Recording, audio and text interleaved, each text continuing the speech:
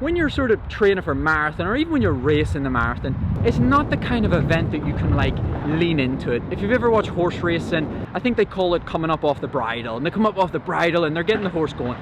You can't run a marathon like that. So you have to be in that sort of space just before that, where you're still nudging it forward, you're still focused, you're still concentrated, but you're not up off the bridle, you're not whipping the horse yet, because it's a long way. That's the title of the video. The marathon's a long bloody way, and it really is. I know I've preached about pace and how important that is, and getting the body used to running at the pace of the marathon, but it should be noted that it's still a long way, and so as part of that you need to train for the distance. So the real goal of today's training will be a combination of trying to run at the fastest pace possible while ensuring that I get the volume of the session done. The volume of my sessions need to get longer. Today's going to be 3 times 5k. We're trying to push out that volume so that race day doesn't seem as hard work, doesn't seem as far, and we've prepared our body for what we're about to tackle. So let's get warmed up.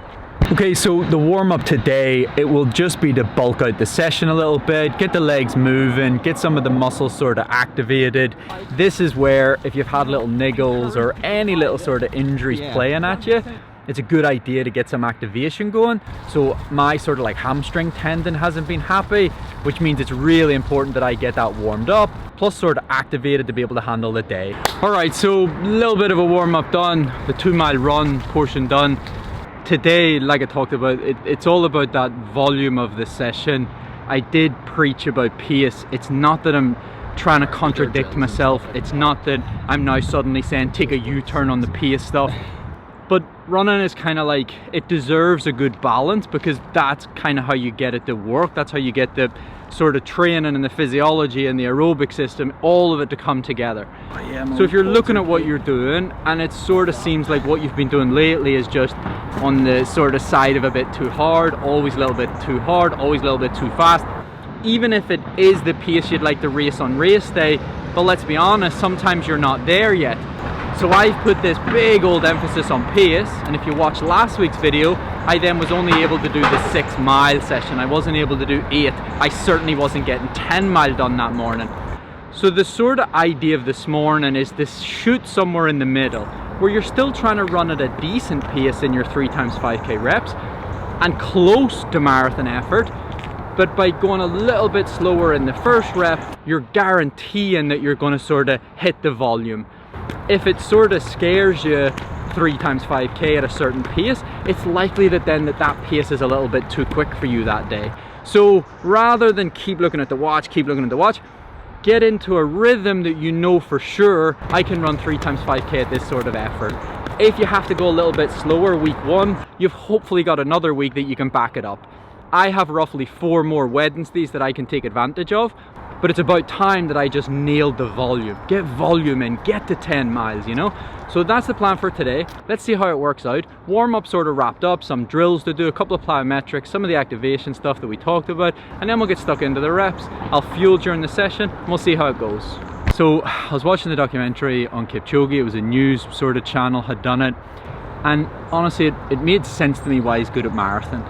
Even the speed he drives, he's always early to things that he gets to. It's just that calmness about him that then enables him, when he's probably racing the marathon, to be calm about it, not to be so anxious, not to be so ready to go straight away, ready to attack straight away.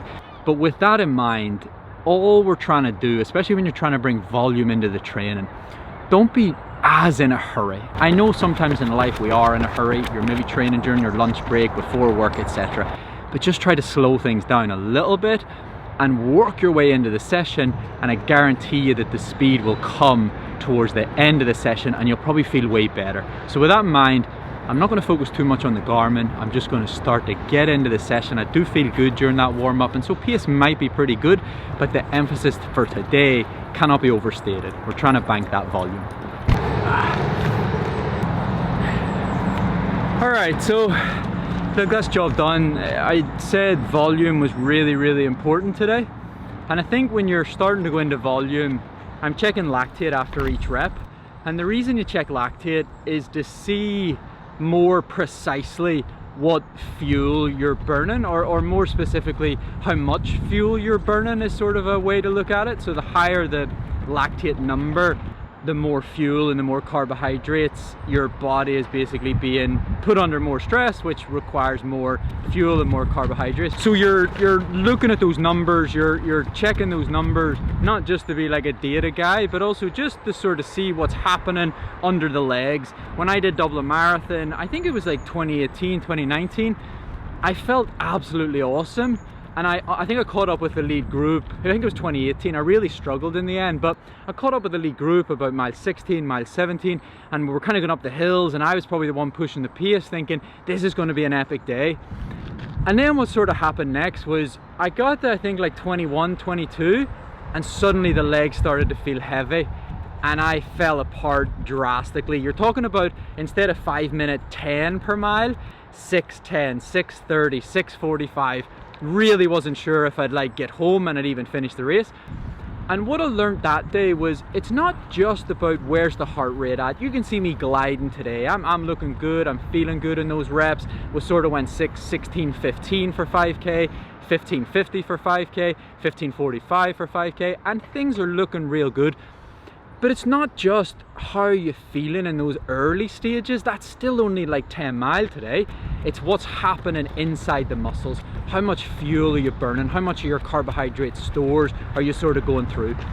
So instead of going on and on about that, this is the first session that, yes, we still wanted it to be fairly quick, but we wanted to basically extend, which is extension. We wanted to extend for how long I can run at a pretty quick pace for, while still managing the sort of fuel side of things. And of course, if you specifically just prioritize pace, your body will sort of get more efficient.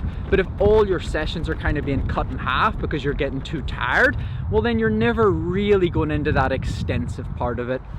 What you want to start to be doing is practice that fueling in training. That's really important. But also 3 times 5k for marathon isn't necessarily a super extensive session.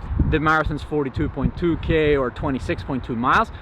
But given that what I did last week was only 6 mile, to come out here today and to do 9 or 10 mile, it is starting to extend what I've been doing. So make it relevant to yourself. If you've been doing 5 mile, 6 mile, 8 mile, well, maybe your sort of extension session is to go that little bit further. All you're trying to do is make sure that over the course of the marathon, yes, you might be able to do 1 5k and your fitness is in a good enough place that your lactate, if you checked it, would be a nice low number. That means that for 5k at that pace, you're still in a good place. You'd still be able to run a good marathon at that pace. But the problem is, once you go to 10k, 15k, 20k, are you still in a good place by the time you get to 15, 16, 17, 18, 19? By doing these sessions, you're sort of building your fitness, which is awesome, but you're also teaching the body to be more efficient at those sort of paces, which means that you're cutting down how much carbs you're using sort of per mile. The more efficient you become, the longer you can run at those speeds and hopefully get yourself through that marathon at a lower carbohydrate per mile sort of formula, if that's what you want to call it. Great start, you know, that's 3 times 5k wrapped up. I was taking 2 minutes recovery. I could either have jogged the 2 minutes and sort of kept it as a float, or if I wanted to check in on that lactate, it was just easier to sit here, check the lactate. You were looking at 1.8, 2.1, 1.7. I think we actually got down to a pretty decent pace, probably like 5:02 per mile, 5:03, roughly 3:08 per k, something like that, 3:09. I'm really happy with that. It's not worth getting super excited about yet, because that's 15k of work. The marathon's 26.2 miles or 42k, but it's still better than last week. And I came here today, I told you I was going to prioritize the volume. I told you I wasn't going to get super excited about pace. But what I tried to do was just lean into it and use my sort of knowledge, my experience, and just feel the rhythm, feel that sort of like, I thought we were going to go into cool run-ins there. Just sort of get into a nice flow of things and just know before you even check the lactate number that it's going to be in a good place. But start working on those things. Start trying to incorporate some fuel and practice how much perhaps you can absorb in your hour. Start lengthening some of your sessions out so the body gets more efficient the longer it goes on. First time you do something, it might not nail it. Human body's fantastic. It'll get more efficient almost straight away, so that the next time you do it, you'll be able to go further. Next time we do something like that, we'll probably make it 3 times 6 kilometer. Today was 15, we're going to move it to 18. And then you might look at doing something like 3 times 7k or 3 times 8k. You're moving it to 21 or 24 kilometers. That's the extensive side of the fitness. Really start to dial those things in. If you have to slow it down at first, slow it down, but then you can work into the reps. Feel that good rhythm, get it under control, and then just play with it. See where you can sort of push it to. If you push it a bit too hard, guess what? Back off a little bit. Guys, I want to thank you for watching. If you want to subscribe, give that a like, give it a comment below if you enjoyed this. Merchandise, just another Sunday, 26.2, we have 42.2 coming. The running plans, even the tailored plan if you'd like me to get into your training, your history, your background, where your goals are going in the future. But I appreciate all the support. Thanks so much for watching. Good session nailed. Take care.